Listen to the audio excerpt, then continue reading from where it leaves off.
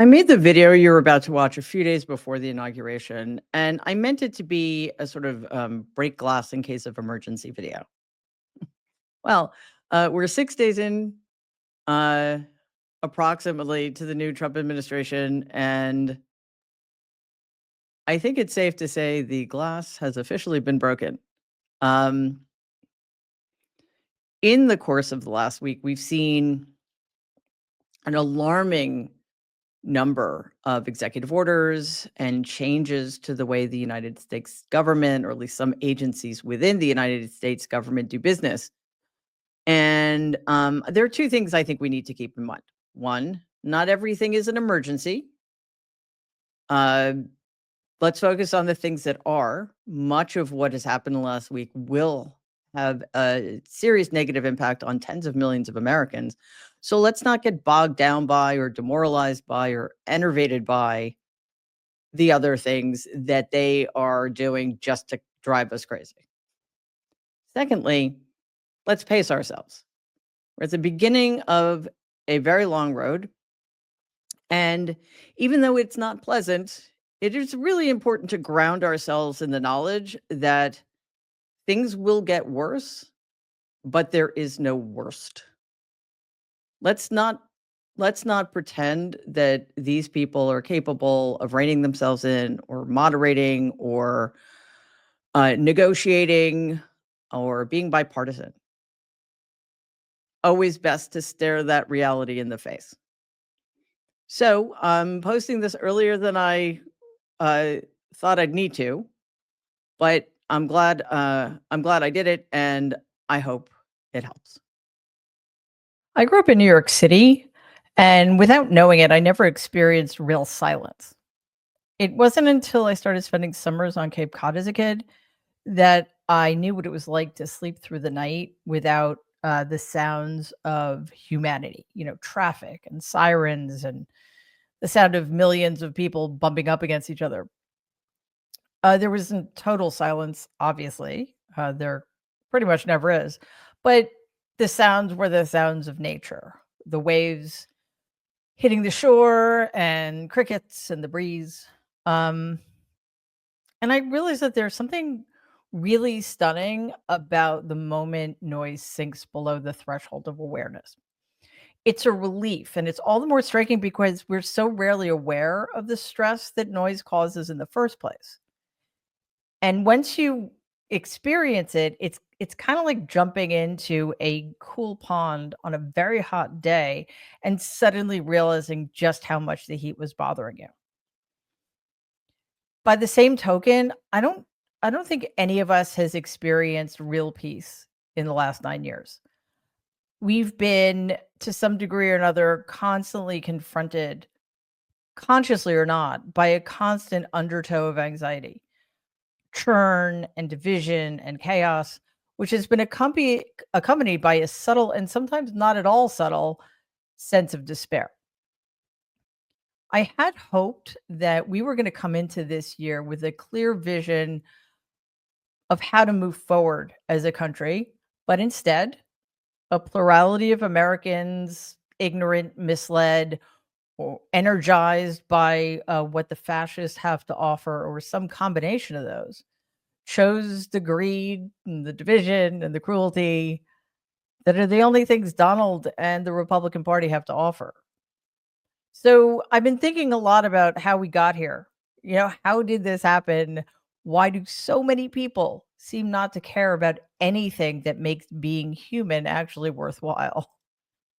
It's understandable under the circumstances, and I really mean this. I empathize with the desire to avoid the reckoning, right? To turn away, to put our blinders on, to pretend that everything's just fine. But that is actually the surest way to guarantee that the malign forces we're continually dealing with gain even more strength.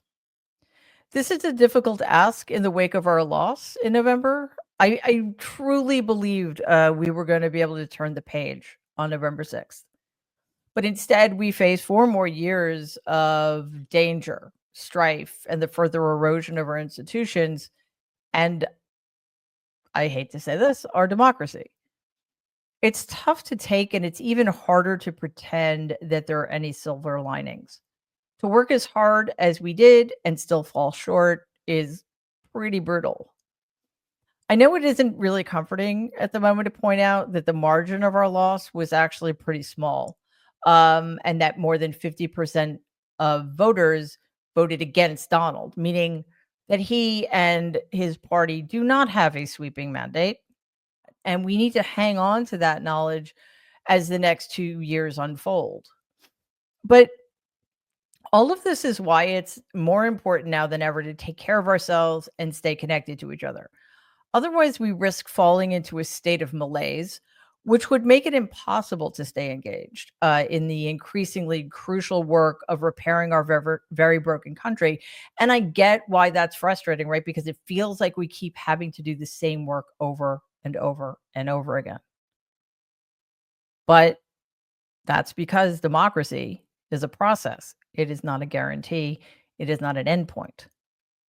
So I think we need to definitely need to take some time to assess what we've been through and to acknowledge that we as individuals and as a society are still laboring under the very present trauma of COVID, the isolation, the fear, which have since March 2020 been the undercurrent of the political, economic, and social turmoil that have assaulted us almost constantly.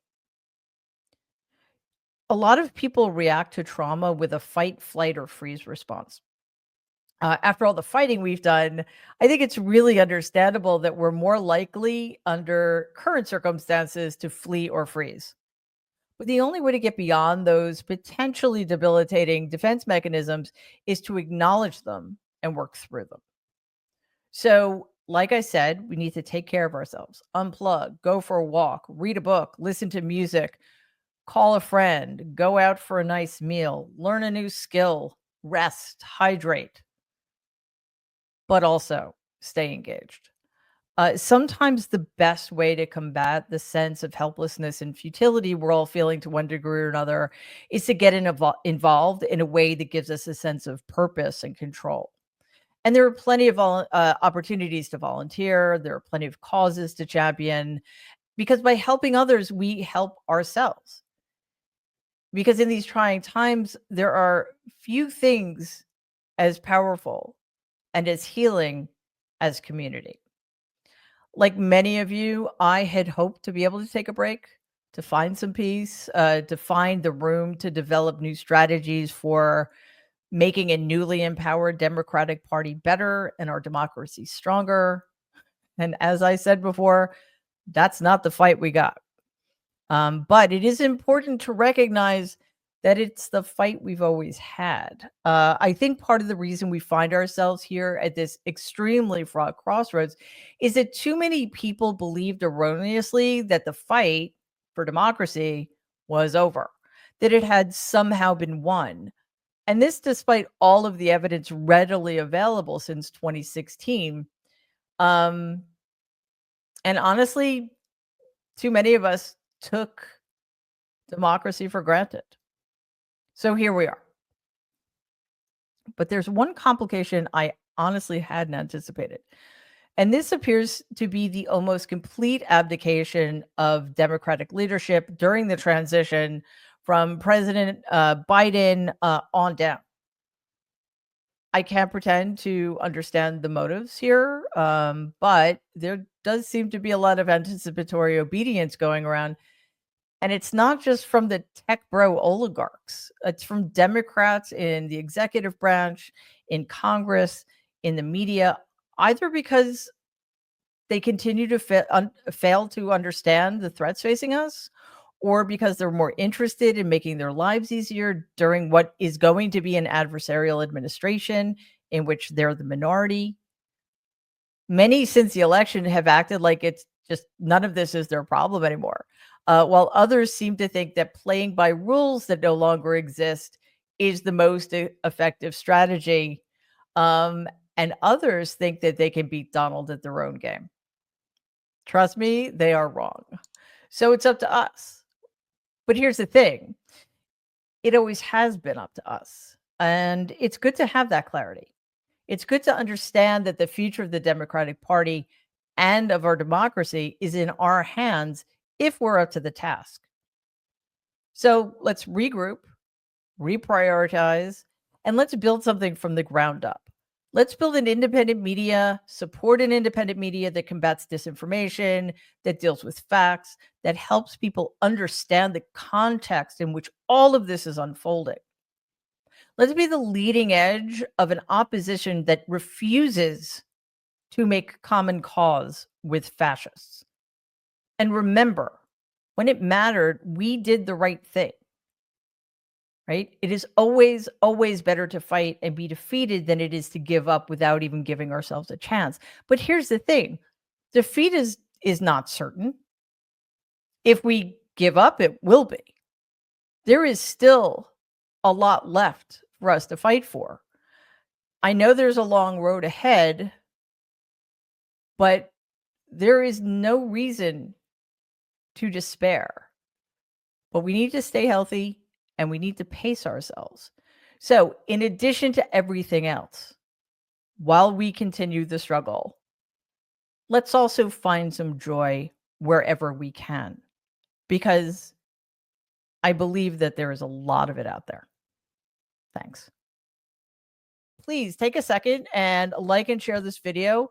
Be awesome if you could subscribe to the channel. If you're listening to us in podcast form, please follow us and give the show a 5-star rating, because it really does help other people find our content. Thanks.